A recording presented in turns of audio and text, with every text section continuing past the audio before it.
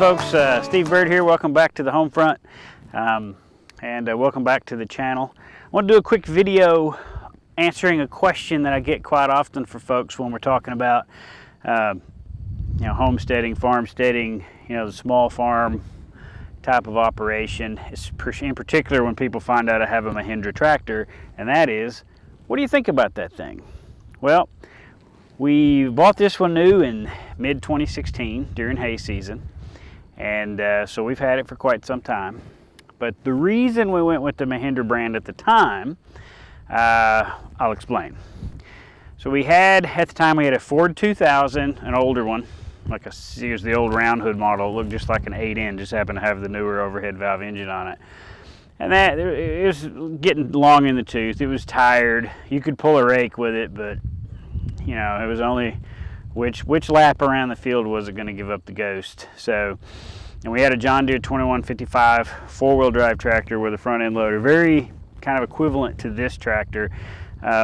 Same size engine basically, except it had a non-turbo, and this is a turbo, so this is 70 horse, whereas that's 55, but structurally they're pretty much the same. So when we were pretty happy with that size, but we wanted just a little more horsepower at the PTO. So when we went shopping, we were looking in the 70 horsepower range. Initially started looking at a John Deere 5075E, and that one, very equivalent to this. It cost quite a bit more, and when I started crawling around all over it at the dealer, one of the first things I noticed was there was a lot of made in China all over it. And I did a little more research after seeing that and noticed that the tractor itself was actually manufactured in India, the same town Mahindra is from. That raised a few questions, and it kind of tarnished the value of that green paint to me a little bit, to be honest. So instead of sticking with John Deere, which I felt deep inside I needed to do because it's that iconic brand, that I already had a green tractor. So it's kind of like being a Harley owner and you want to go buy another motorcycle. You're probably not going to look at Kawasaki's. You're probably looking at other Harleys because you're into that iconic brand for a reason, and that's kind of how I felt. But after seeing the lack of made in the USA associated with that particular model, it gave me opened up my mind so that I could shop around a little more. So we looked at everything. Every color that you could think of, and quickly came to realize that a lot of them were simply just that. They were simply different colors of the same tractor made at an overseas factory. A lot of them had way too much plastic on them for us. The whole cockpit area being plastic, fenders being plastic. This thing's all metal. The cockpit's all metal, the dash is all metal, the fenders are all metal. It's just a big, heavy, kind of old school feeling tractor. It weighs a bit more than the others, and a tractor's weight is one of the things that helps you get the work done. Another thing we noticed about it while we were shopping was the front end loader's made in the USA. It's made in Kansas by a company called KMW. The backhoe that we got with it, we got an 85B 11-foot backhoe frame mount, which I will detail that in another video. That was made by Backhoe Paladin in the USA. It's Mahindra logoed, Mahindra branded, and Mahindra red paint. But it was contracted out to Backhoe and Paladin. It's the same company. They make a lot of the larger implements for the bigger, heavier skid steers and track steers and stuff. I love that nature. So it's good stuff. That was USA.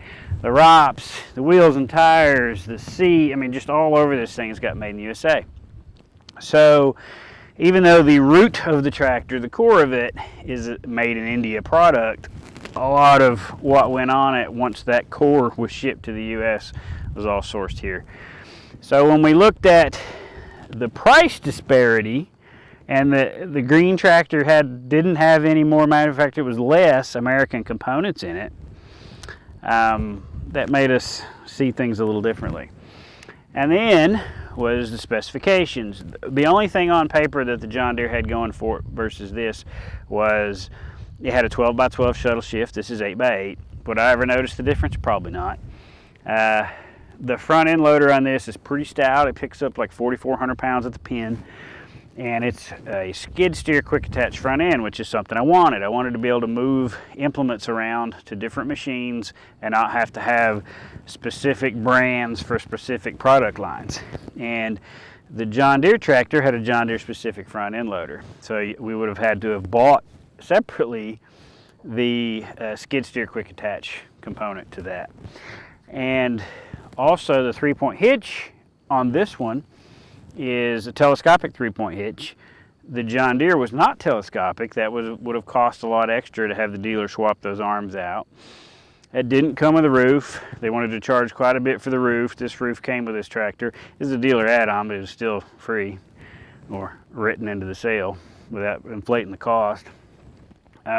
This one had quad hydraulic remotes. The John Deere had just 2, and they would have added more gladly for yet another dealer markup. So as we continued shopping, you know, the disparity seemed to continue to grow. So we ended up deciding to go with this, got a great deal with the backhoe, the front end loader, and everything combined for a great price.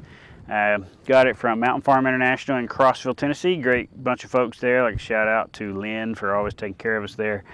So we gave it a shot. And so we bought it 2016. This is now late 2022, almost 2023. And we've had it for quite a while. We've got 720 hours on it, so we have a pretty good idea what we think about it at this point. It hasn't always been perfect, but the thing has done a lot of work for us. And let me show you a couple snapshots here of the kind of things that we've used it for over the years. And let me tell you, we couldn't have lived without it.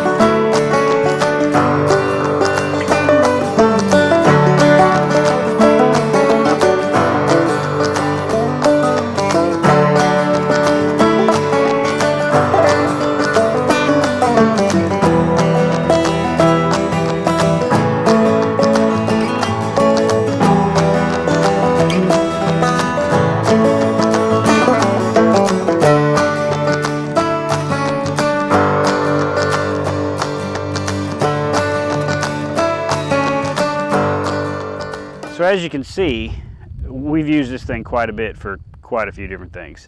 It's been an integral part of our lives.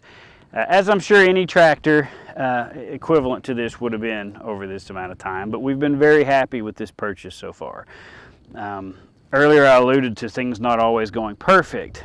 We've had one warranty claim, and that was the oil seal on the center oil seal at the turbine wheel in the turbocharger failed and let oil pass through the turbo. And that's a Holset brand turbocharger that's used on a lot of different tractors, so it's not a Mahindra specific component. That failed. They took care of it under warranty just fine. They took good care of us. They gave us a loaner to use while they had it in the shop, so we didn't miss a beat. We kept right on trucking on along. So that was the only warranty item we've had to deal with. Aside from that, we've just put gas in it, or diesel.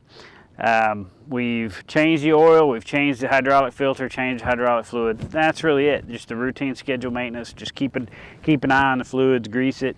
And other than that one little warranty claim, we've not had to touch it. So we've been very happy with the use we've got out of it.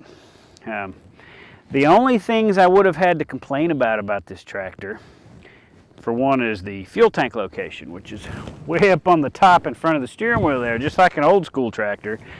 And that's fine if you're using an electric fuel pump out of a transfer tank in the back of a pickup truck, but if you got to pick up a jug of diesel to fuel, that's a pain. The other thing is the location of the shuttle shifter on the left side by sticking off the steering wheel, or off the steering column there. It's real easy to hang your jacket on the way off the tractor. And the other thing, which I guess that's it. I guess that's really only my two only complaints. And the new, oh no, there was a third thing, the hood. This particular hood, it tips up just the top section. The side panels are removable and they come off. And then the grill piece on the front, it's bolted on, so that's got to be removed with tools. If you're having to get in there and do some work, that would be a pain. And the battery's up in the front. So that's the original 2016 battery that's in there. We haven't had to replace it yet, but when we do got to replace it, you got to take, actually to get a wrench and take some stuff apart just to get to it. So that's a little bit of a hassle. But they seem to be a company that listens to their owners because they fixed that. The new ones in this class, this model line, the hood looks very similar, but it's a one piece, the whole thing tips up like most modern tractors today. So they're taking care of that. The fuel tank is no longer located on the top. It's down underneath the boarding platform on the other side where you can get to it real easy with just standing on the ground with 2 feet. And the shuttle shifter has changed. They have a electric shifter. So I'm not quite sure what I think about that. I like mechanical push rods and cables. They just seem to always work. But it did move that out of the way so that it's no longer a snag hazard.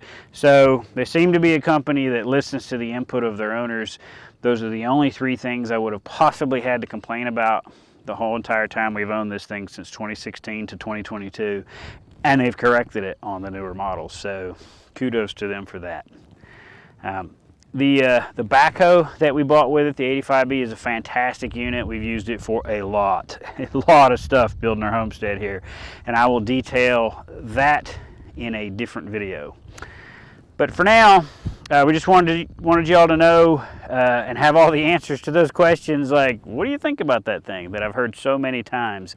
We're very happy with it. Matter of fact, we're so happy with it, we've had 3 other family members purchase Mahindras based on our experience with this. Everything from a 28 horse to a 40 horse to a 55 horse. And so the smallest up to this, you know, the whole spectrum there, and everybody's been completely happy with them and nobody's had any problems. Dollar for dollar, pound for pound, they just seem to be fantastic pieces of equipment. If I could afford, you know, an air-conditioned cab, you know, 5085 John Deere, you know, the next step up from the 70 horse line, would I want one? Yes, I probably would. But again, you know, apples for apples and oranges for oranges, dollar for dollar, I don't think you can go wrong with these. So hope you got something out of this, and we hope you enjoyed. Please click like and subscribe, and we'll see y'all again real soon. Thanks a lot.